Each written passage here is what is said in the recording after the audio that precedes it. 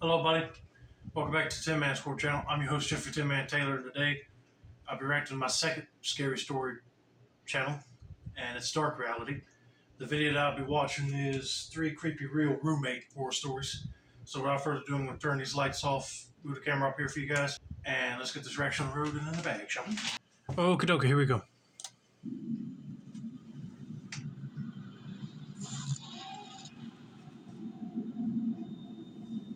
This incident happened back in 2014 when I was last committed to a psych ward for a suicide attempt.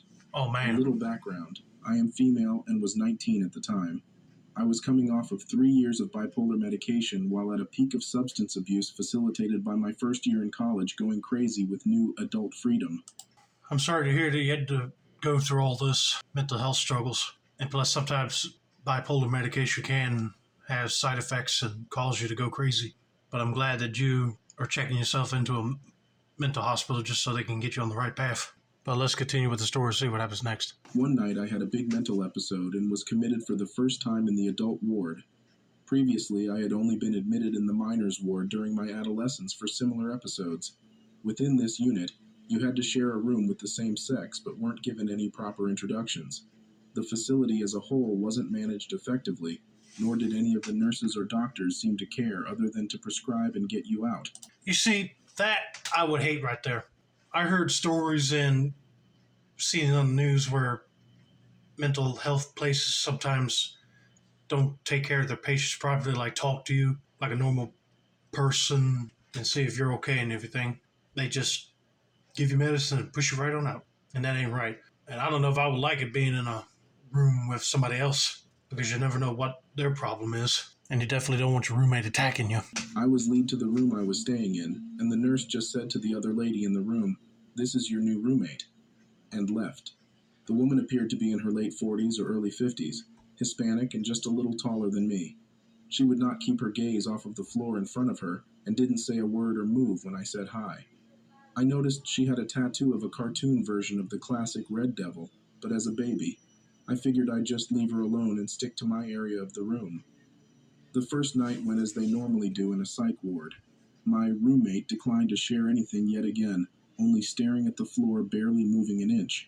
I mean, at this point, if your roommate don't acknowledge you, stop speaking to them. They just prefer staring into the floor or ceiling. Let them do that. But that would be creepy just to see all the time.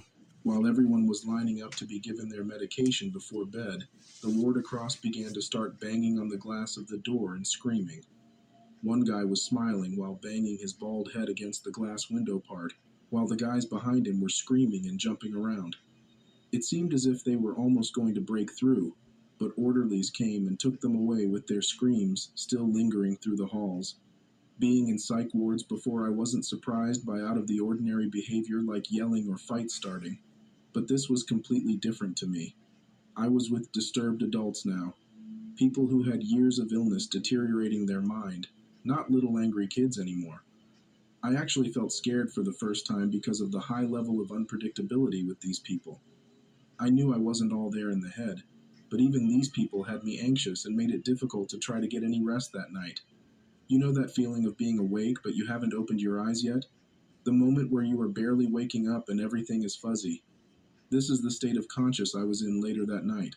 I felt as if something was waking me up, yet still tired, so I wasn't opening my eyes. The more I came to reality, I felt pressure on my forehead, and I could sense sweat dripping on my face. I opened my eyes to find the roommate standing over my bed, staring me in the eye with one hand on my forehead and the other in a balled-up fist on her chest, while she speaks in what I assume is tongues. I look into her eyes and they are blank and empty of any emotion. She keeps speaking faster and getting louder. I am paralyzed at this moment, not sure what to do or what she would even do if I were to yell or move. Oh, heck no. I guarantee you she's possessed by Satan himself. That's why she had a little devil tattoo on her arm. Seems like she's into all that stuff. But I guarantee you she was trying to say some sort of spell to possess your soul too or sacrifice your... But yeah, I would be screaming for an orderly to come in there and get that person away. It was only us in the room, and the nurse's station is all the way at the end of the hall. She started wiping the sweat off my forehead while still speaking fast and erratic.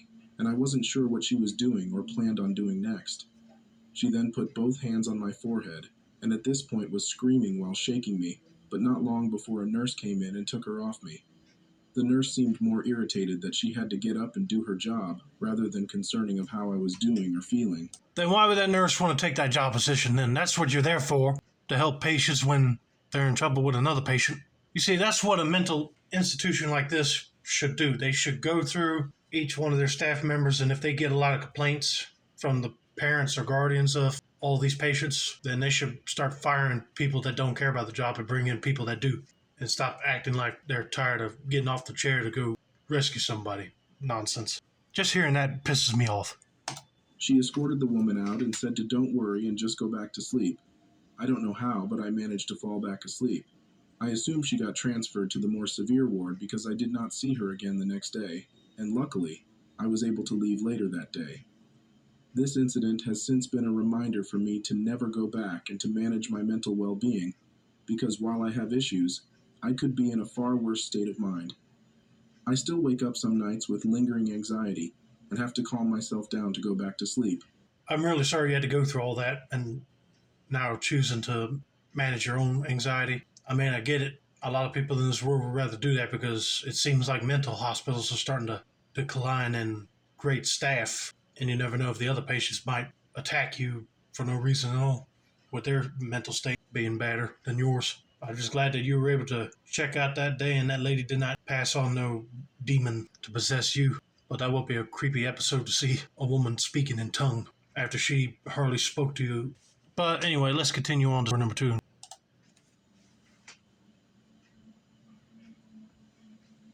About 2 years ago, I moved into a new apartment. The walls were very thin, and because of the fire safety laws in my city, my bedroom had one window, which led into the living room, and none with outside access. The window will be important later. It was 3 bedrooms, one for me, one for the master tenant, and one spare, which at the time was rented out by a pretty friendly guy. Well, friendly guy had issues with his work visa and had to move back to Canada last minute, leaving us about 2 weeks to find another roommate. Our quickest and easiest option was Craigslist. Due to my work schedule, I had no part in the selection process, but was content when the new roommate moved in a little later. That's always a hassle.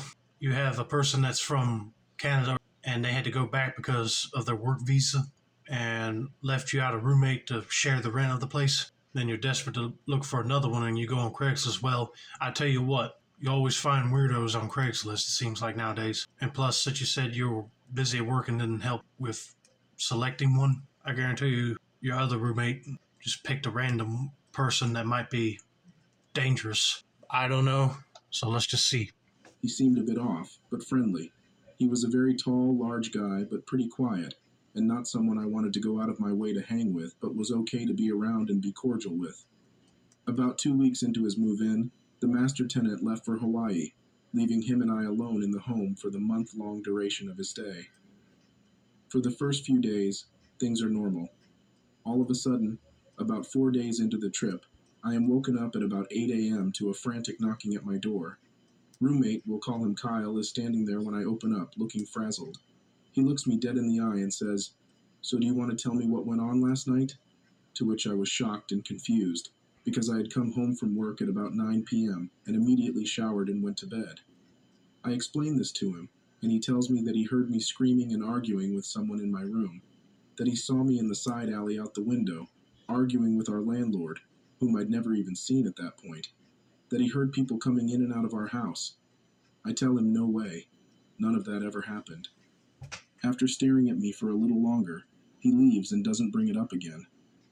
The next morning I wake up to the same thing. This time he says he saw me arguing with my boyfriend. I was single at the time, had seen me talking with our other roommate, who's in Hawaii, and asking me for the badge number of the officer I'd spoken to, since he had apparently seen me talking to a bunch of police as well.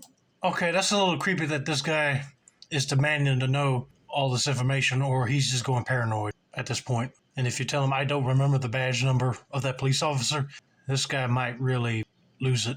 I'm just saying, that might happen.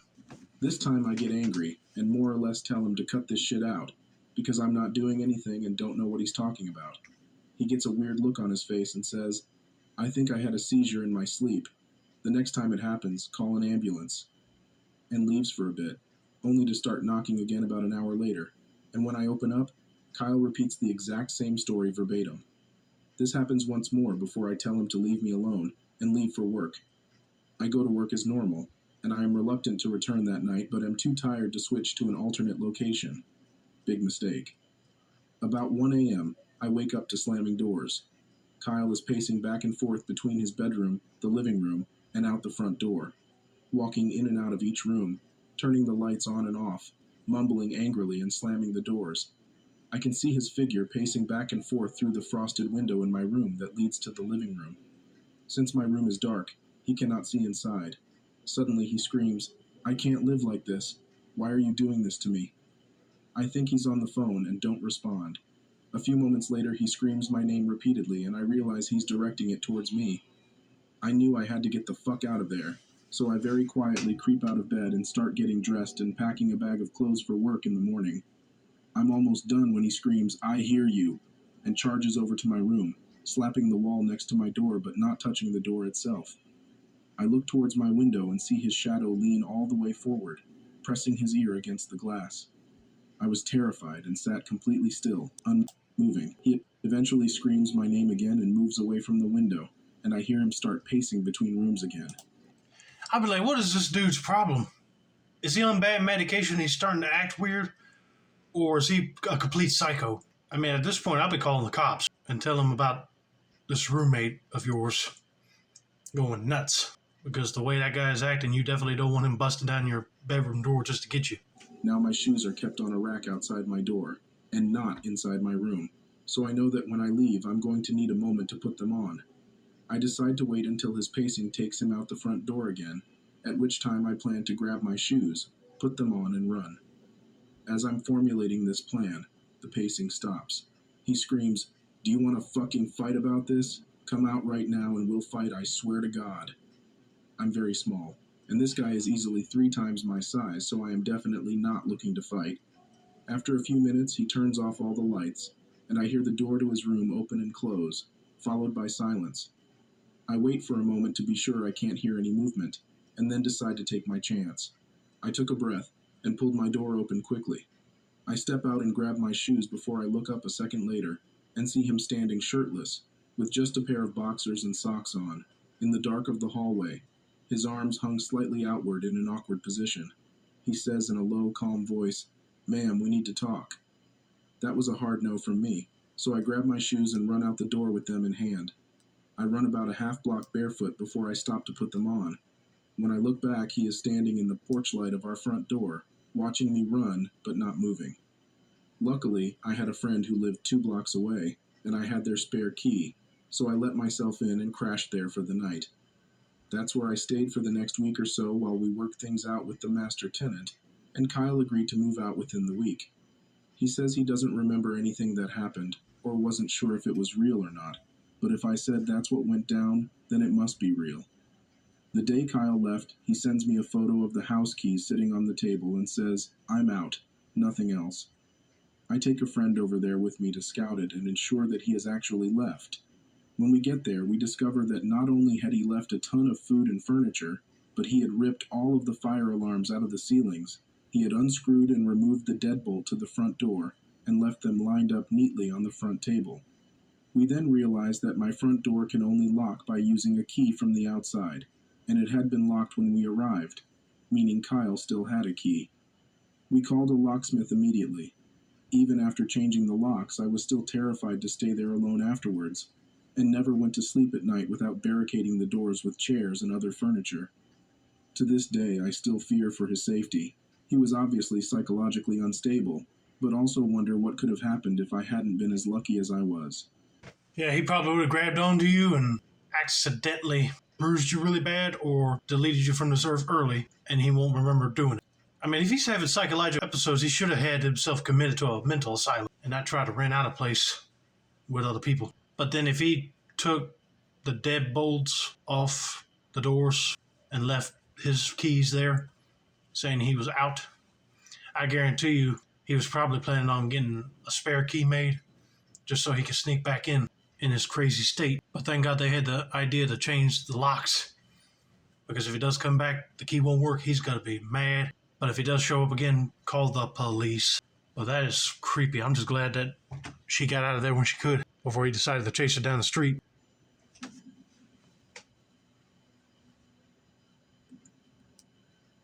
When I was accepted into a college that was far from my hometown, I didn't really know anyone else who lived there. The college I went to didn't have dorms, but they did have apartments that they suggested students live in due to the proximity to the college. I was pretty broke at that point, plus I wanted to meet some new people right away, so I chose my apartment largely due to a roommate matching service they had. Basically, you fill out a questionnaire about your demographics and hobbies, and the service would match you with roommates that were compatible with you. Mind you, I chose this particular apartment despite the one-star reviews I saw across the board online. I mean, they were under new management, and it was only a year lease. It couldn't be that bad. I was matched with another guy in a 2-bedroom, 2-bath apartment. I was so excited to move in and meet him. I moved in a few days after the lease started, probably about 3 weeks before school started, and already began regretting my decision. The apartment was shit and smelled like mold and old cigarettes. In fact, there was a used ashtray on the coffee table when I first got there. My new roommate didn't show up for about a week. When he did finally show up, I found out he was about 35 and didn't even go to my school. He was pretty scruffy and smelled like old cigarettes and BO. Eventually, I found out that he used to be homeless and took out student loans to afford the application fee and first few months' rent, but he never enrolled in classes. After the first few months, he stopped paying rent, and it took about 6 months for the property to finally evict him. While he lived in my apartment, he never changed his clothes. He always wore the same beat-up looking camo pants and stained dirty wife beater. Okay, you take out student loans just so you could pay the rent on this property, and you don't enroll in classes, then you shouldn't even be there at all. If you're a homeless person, he needed to go to a homeless shelter and work out his life there. I even offered him some clothes I was getting rid of that would have fit him fine. He was content though, so whatever. He would also have a lot of his old roommates from when he lived at homeless shelters over. It wouldn't be uncommon for me to come home to a random person doing laundry, even when my roommate wasn't home. When I would have a guy over to hang out in my room, he would watch us walk from the front door to my room through a crack in his door, just wide enough for me to see the creepiest look on his face. Literally every time. Needless to say, he gave me the creeps. A few months after school started, and after I was noticing his creepy behavior more and more, I was in my room asleep with a guy I was talking to at the time, when I hear a knock on my bedroom door. I look to the clock and it's about 3 in the morning. I get up to go see what whoever it was wanted, and open my door to a random, dirty and old naked guy. He says he's a friend of my roommate and thought my roommate was in my room with me. I flipped the fuck out. Obviously my roommate isn't in my room with me. In order to get into my apartment, my roommate would have to let him in. And the apartment isn't very big, so it wasn't like my roommate could have gone somewhere else that his friend wouldn't know where he was. He was either in the living room or in his room. I throw this dude out and let myself into my roommate's room. This is the first time I've been in there, mainly because I have no reason to associate with him, and he's sitting in the corner doing absolutely nothing with his lights off, almost as if he was waiting for me to come in there. I ask him about everything that just happened, and he tries to play dumb like he didn't even know the guy. Someone had to let him in, and it wasn't me. I drop it, begrudgingly, because the eviction notices are piling up on his door. I figure it's just a matter of time until he's gone. In the meantime, I see the naked dude randomly in the apartment doing laundry a handful of times when I would get home from class. Finally, my roommate is evicted, and I think I'm done with that, and maybe we'll get another roommate that is actually my age or cool. A few weeks go by that are more or less quiet. Then one day I hear a knock at the front door during the day. When I answer it, I see the random naked dude standing there, thankfully clothed this time, with a trash bag full of what looked like disgusting laundry. He tells me that my roommate said it was cool if he came to use the washer, starts to walk forward like he owns the place. I'll be like, heck no. Say the roommate is evicted, and it ain't cool with me for you to keep coming in here. I don't know you. So you should be finding another place to do your laundry at. I step in front of him and tell him that his friend doesn't live there anymore, and no, he can't use my washing machine. I close the door, lock it, and go back to my room. About 20 minutes later, I keep hearing a random noise from my balcony. I lived on the third floor, so I figured it was just a squirrel or a bird out there scratching around. I keep hearing the noise, so I decide to investigate, and I see the homeless guy trying his best to climb up to my balcony. I told him I was calling the cops, but obviously by the time they get there, he's gone. That same day, I went to the property manager and asked what kind of roommate matching service works like that and demanded to get out of my lease. After some heated discussion, I persuaded her that it was probably in her best interest to just let me leave. I found a nice one bedroom and never looked back. There you go. That's the spirit. I would have been doing the same thing too. Be like, why on earth would you pair a college student in a rental property with some homeless dude to begin with? I mean, that don't make no sense. You're supposed to match them up with other college students, not random people that don't even go to the university. And I cannot believe that other guy would try to climb up to her balcony just so he can get into the house to wash his clothes. But thankfully, she found a one bedroom place and don't have to worry about that guy ever again. Anyway, I hope you guys enjoyed this video. Don't forget to like, subscribe, turn on post notifications for more dark reality content like this. This has been another successful installment of the Tin Man Score channel. I'm your host, Jeffrey Tin Man Taylor. I say that's a wrap, and that's the deal.